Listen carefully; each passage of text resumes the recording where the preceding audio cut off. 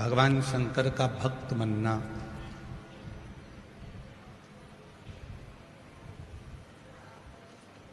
शिव का उपासक बनना, ये सब एक अलग विषय हो जाता है।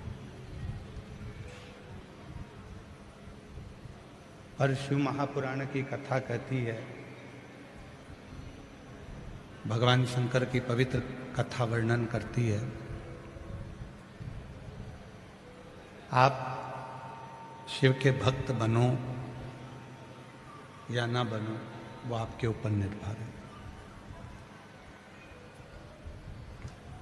मस्तक पर भस्म चढ़ाकर, त्रिपुंड लगाकर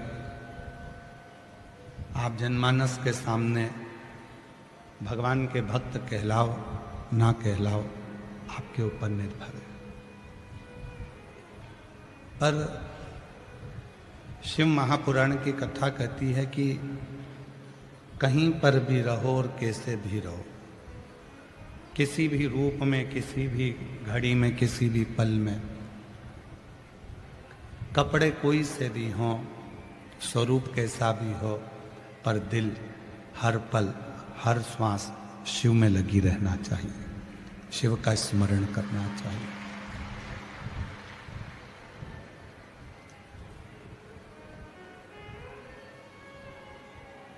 संपूर्ण संसार में, संपूर्ण जगत में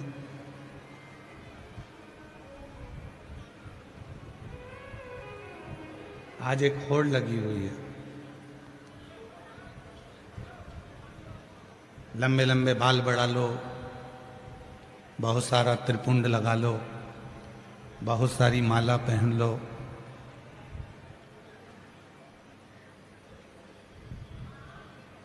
आज के समय में एक होड़ लगी है।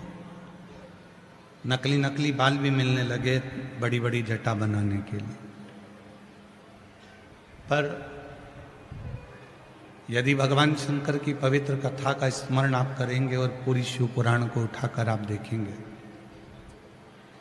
पूरी स्कंद पुराण को आप उठाकर देखेंगे, लिंग पुराण को, नर्मदा पुराण को, शिव पुराण को, इनको उठाकर यदि आप देखेंगे तो आपको मिलेगा कि बाहर का जो स्वरूप है,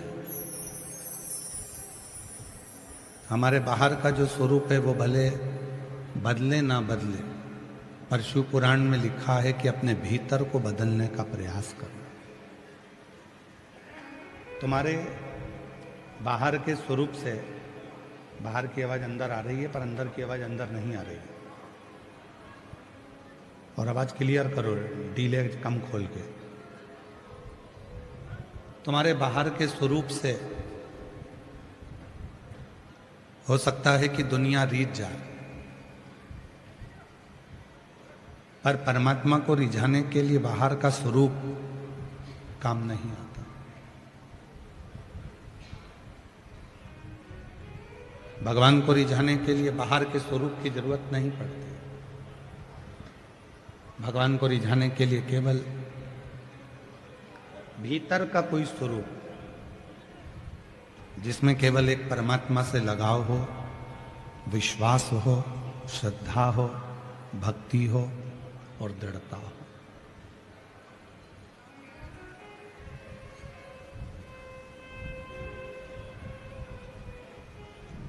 आज व्यक्ति के भीतर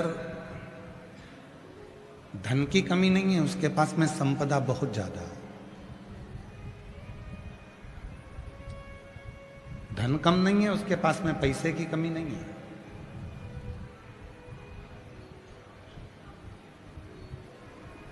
उसके पास में यदि कमी है, आवाज बढ़ा उधर की पीछे के, सबसे पहला डूम और डूम के पीछे का।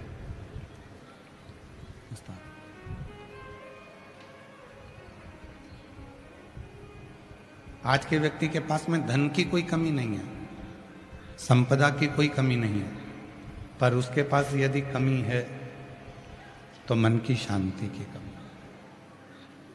हृदय की शांति की कमी। और वो शांति उसको आवाज खोलिए उधर की, एक लड़के को भेजो उधर पीछे की ओर, जरा मालूम करवाओ।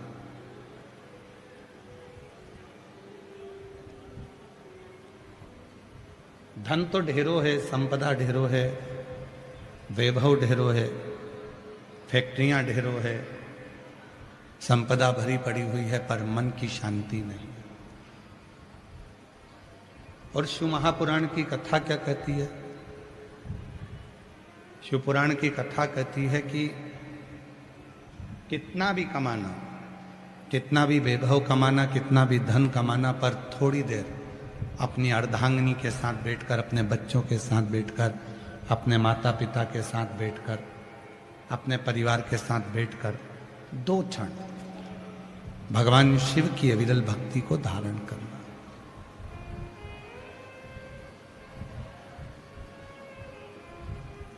क्यों? भगवान शंकर पार्वती जी से कहते हैं, पार्वती मैंने दुनिया के लोगों को बहुत वैभव दिया, मैंने दुनिया के लोगों को धन भी दिया, वैभव भी दिया, सत्ता भी दी, प्रतिष्ठा भी दी, सब कुछ दिया, पर एक है मन की शांति।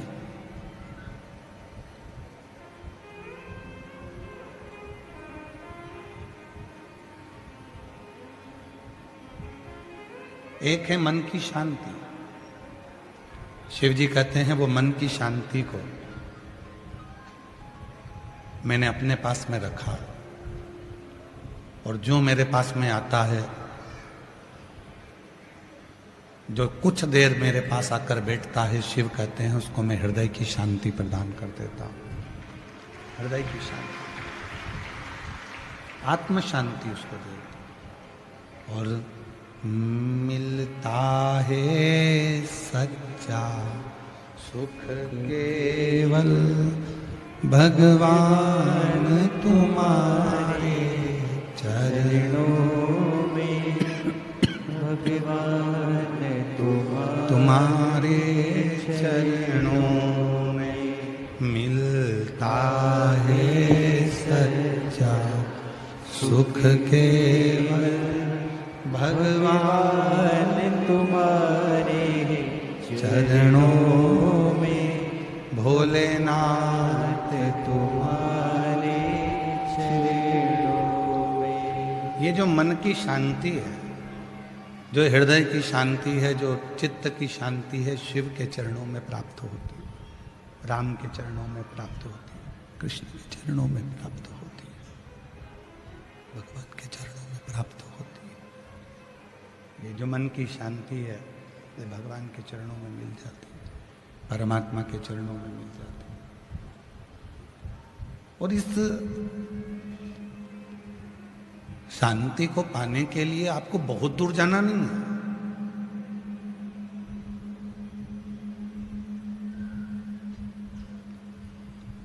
इस शांति को ढूंढने के लिए आपको बहुत यहां वहां चक्कर काटने की जरूरत भी नहीं है। कहाँ जा रहे हैं? तो कहा कि हम अमरनाथ जा रहे हैं, हम केदारनाथ जा रहे हैं, हम वृंदावन जा रहे हैं, हम अयोध्या जा रहे हैं, हम काशी जा रहे हैं, हम मायापुरी, हम जगन्नाथपुरी, हम रामेश्वरम, हम द्वारका जा रहे हैं। चले जाओ, मना नहीं है, पर कभी तुम अपने मन के अंदर ही नहीं गए, कभी तुम अपने चित्त के भीतर ही नहीं गए, कभी तुम अपने घर के मंदिर में सुकून से बैठे ही नहीं, कभी तुम अपने घर के पास के मंदिर में नहीं गए, शांति से बैठकर बाबा का स्मरण नहीं किया, तो ईमानदारी से बोलो, चाहे दुनिया के सारे 12 ज्योतिर्लिंग कर लेना, चाहे सारे तीर्थ कर लेना, तो भी वो शांति तुम्हारे भीतर नहीं मिल सकती, क्योंकि तुमने अपने अंदर शांति को ढूंढा नहीं। तुमने अपने भीतर शांति को ढूंढा नहीं है, तुम अपने अंदर वो शांति को ढूंढ नहीं पाए। जिस दिन तुमने अपने भीतर उस शांति को ढूंढने का प्रयास किया, अपने भीतर उस परमात्मा को ढूंढने का प्रयास किया, फिर तुम्हें कहीं जाने की जरूरत नहीं पड़ेगी। यदि आप लोगों ने कथा सुनी होगी पुणे से, तो पूना में हमने कथा बातचीत थी, तो उसमें वर्णन किया था कि किसी ने एक प्रश्न किया था कि मंदिर कितना बड़ा होना चाहिए। अगर आप लोगों ने पूना की कथा सुनी होगी तो उसमें सुना होगा कि घर में मंदिर कितना बड़ा बनाना चाहिए। पूरा एक कमरा मंदिर बना दे, हॉल में मंदिर बना दे, एक अलग से कमरा मंदिर बना दे, वास्तुशास्त्री आकर बताएंगे कि यहां मंदिर बना दो, मकान बनाने वाले बताएंगे कि यहां मंदिर बना दो, धर्मपत्नी कहेगी यहां मंदिर बना दो, कोई कहेगा यहां मंदिर बना दो। पुणे की कथा में कहा था, किसी ने प्रश्न किया था कि मंदिर कितना बड़ा बनाना चाहिए घर के अंदर। तो शिव महापुराण में कहीं पर भी यह प्रसंग नहीं लिखा कि मंदिर कितना बड़ा होना चाहिए। शिव महापुराण में यह प्रसंग लिखा कि दिल बड़ा होना चाहिए, फिर घर छोटा होगा तो भी मंदिर स्वीकृत होगा।